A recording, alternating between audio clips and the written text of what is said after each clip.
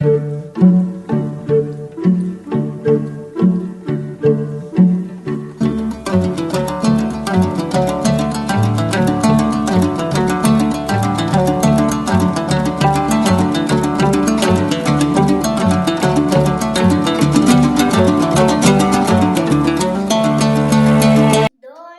века длится память об этом светлом человеке, и пусть потомок не устанет талант его хвалить вовеки. Айтматов сам описывал простое, и в этом было главное отличие.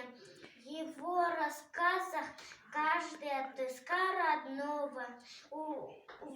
И в этом есть успех его величия. Есть, наверное, в мире Джамиля, что бродит по земным раздольям.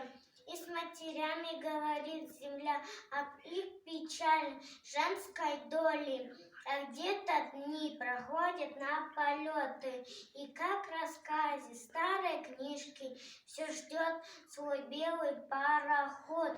Веселый маленький мальчишка, быть может, девушка гуляет, надев на голову платок, а парень нежно называет в косынке красный тополек. Так воздадим честь, чему и славу. Такие люди Богом нам даны, и крикнем мы: маэстро, браво! Он много сделал для своей страны. Увы, нет с нами человека, скорбь на душе печально колдовала. Пусть дольше жизнь длится дольше века. Век, по сути, это очень мало. Eskeri budayımın, engelin çıngıday uvatanın. Kalevimle yaşanın, adabi uhu ağlandın. Söz bulsa büyüktü, Айтматованın askası. Önürüne gökülük jetpegen anan başkası. Talatın susu şalkılap, jıdıda göktün çalkılap. Mahavatı canlıza, elesiz kisi taltılat. Yaşanın kıçın kığında, adamzat kança жаңылбас, çağıldı banı kığınға. Kalемнен жазды бағынбас. Смотрю на белый пароход, на берег из Икуля южной в дымке, где девушка, как стройный тополек, кому-то машет из пристани косынкой. А ты меня как хочешь понимай, мне ветерок доносит звуки домбры.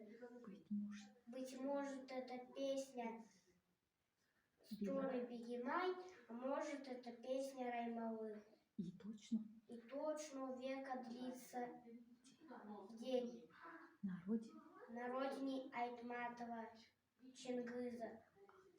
А мне на озеро не лень смотреть, вспоминать великого кыргыза. Там баким жай туяй Чингиз десем, өзінің куй. Окшош туян мен Чингизді толығы, қоғамта ұлам көзге ұнай.